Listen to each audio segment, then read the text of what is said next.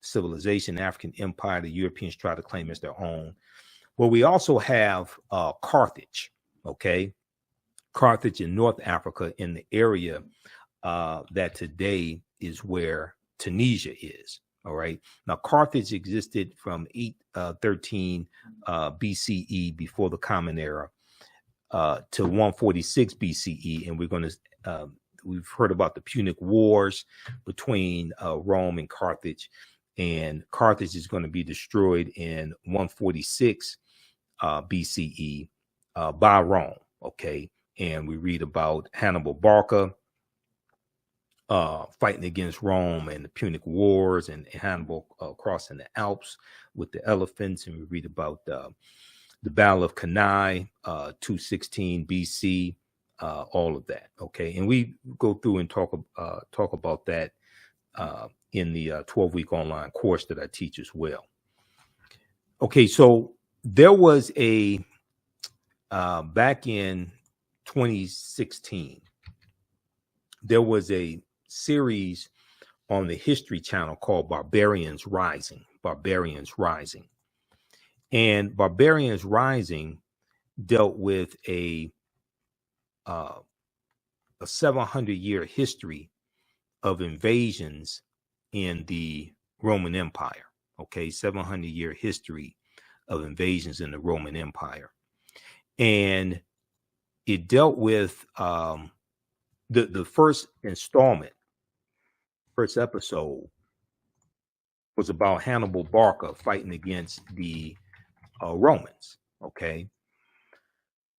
They had this Black British actor named Nicholas Pinnock portray Hannibal Barca. And some white people on social media lost their minds behind this.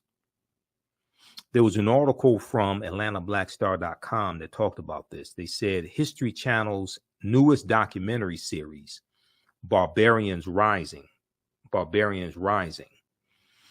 tackles the fall of the Roman Empire over the course of 700 years of invasions. However, the most recent episode that aired Monday, this is in 2016, depicts Hannibal of Carthage as a black man. Depicts Hannibal Barca of Carthage as a black man. And many white history buffs are crying foul over the quote unquote historical inaccuracy, or what they call a historical inaccuracy.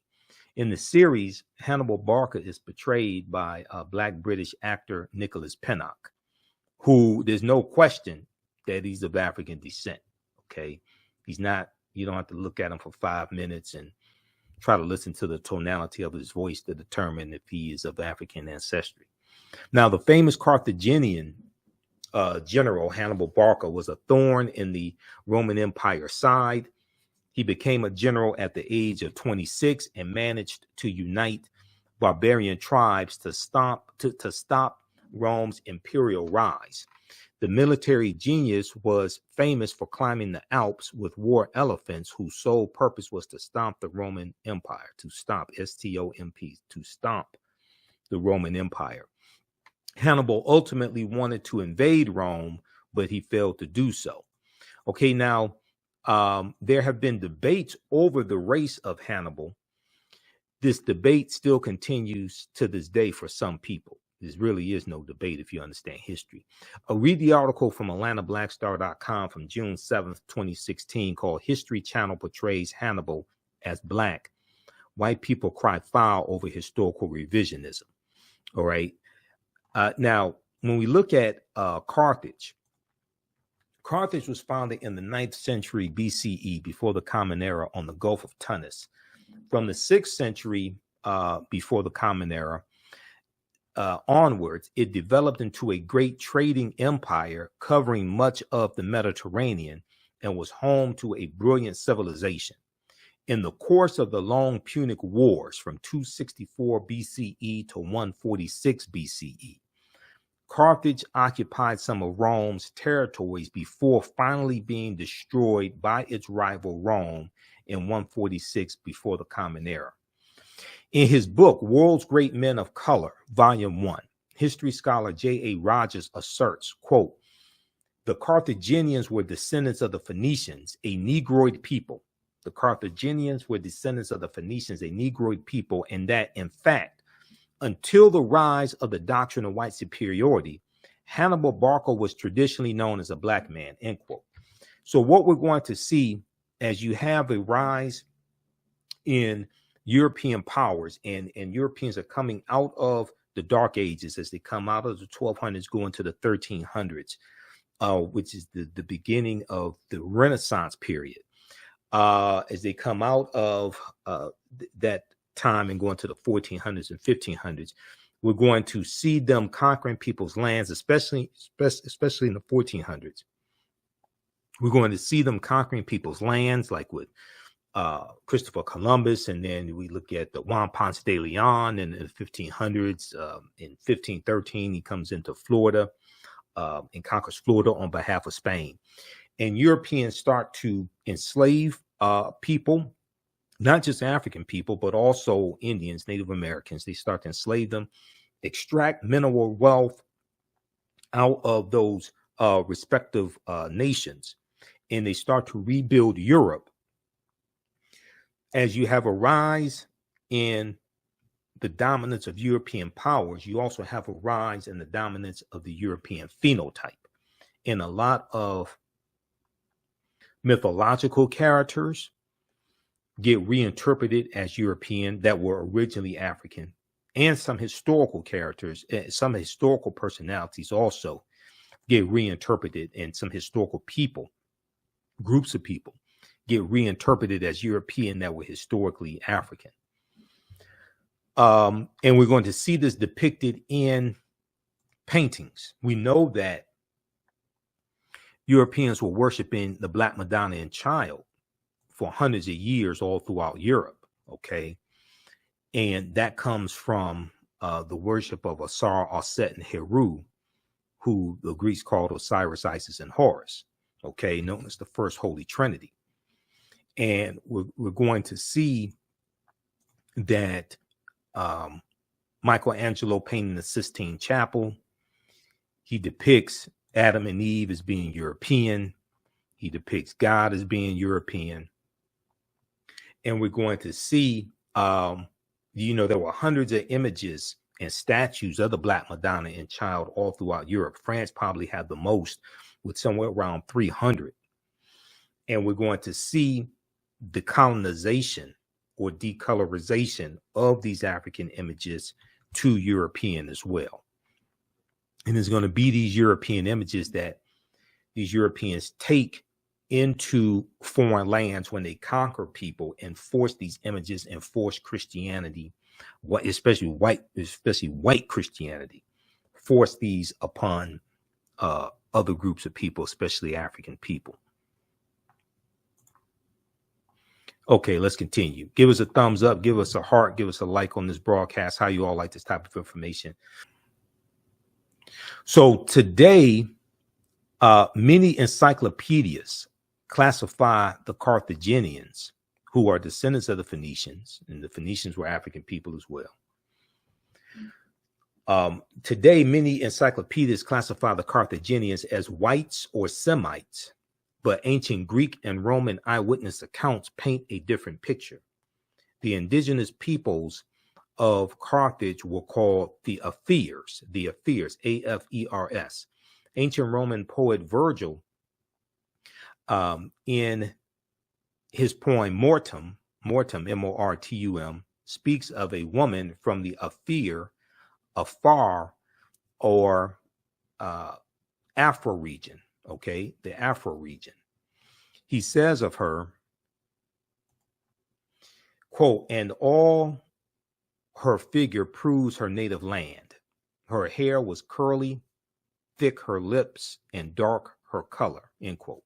Now, in Library of History book 20, XX, Roman numeral X, okay, represents 10. In Library of History book 20, Greek historian Diodorus mentions a Greek lieutenant named Agathocles, who defeated a people in the area of present-day Tunisia who were the same hue or color as Ethiopians. The eyewitness accounts are corroborated by physical anthropology. El Berthelon and E. Chantre, initial L and initial E. E. Chantre, both well-noted French anthropologists, documented their examination of skeletons throughout North Africa in all periods. They note that the remains of both upper and lower class individuals of ancient North Africa were representative of the Negroid race, This is ancient Kemet, the Moors, and the Ma'afa, understanding the transatlantic slave trade, what they didn't teach you in school. Class number 1 starts up Saturday, June 24th, 2023. Register right now. Visit our website, theafricanhistorynetwork.com, theafricanhistorynetwork.com. So when you visit our website, you scroll down the page, you'll see the information for our Sunday night radio show, the African History Network show, 9 p.m. to 11 p.m. Eastern Standard Time on 9-10 a.m. Superstation WFDF, and we broadcast on our social media platforms. You see our PayPal, Cash App information here as well. And then 12-week online course. So we do the sessions live. All the sessions are archived and recorded. This class is on sale $80, regularly $130. You can register for the full 12-week online course here. When you click on that link, it takes you to the next page. And on the next page, just click on enroll. Right here, the purple button, enroll. As soon as you register, you can start watching the content, okay? And we do the sessions live. All the sessions are archived and recorded. You can go back and watch this anytime. A year from now, 2 years from now, you can go back and watch the entire class.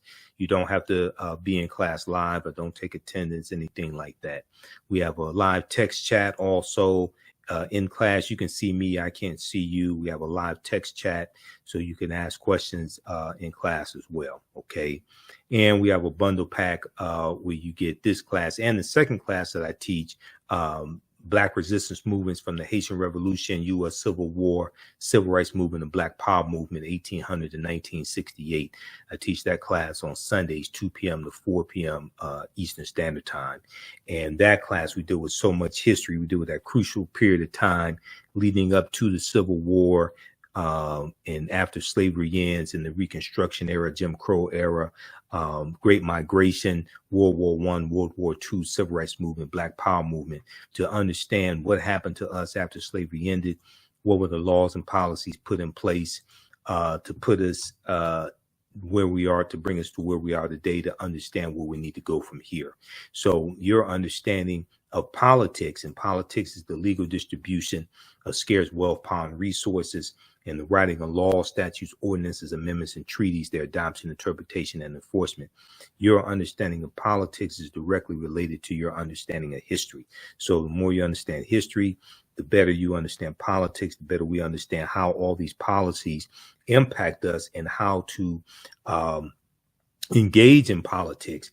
And this is why you hear me say we have to stop telling African Americans to exercise your right to vote.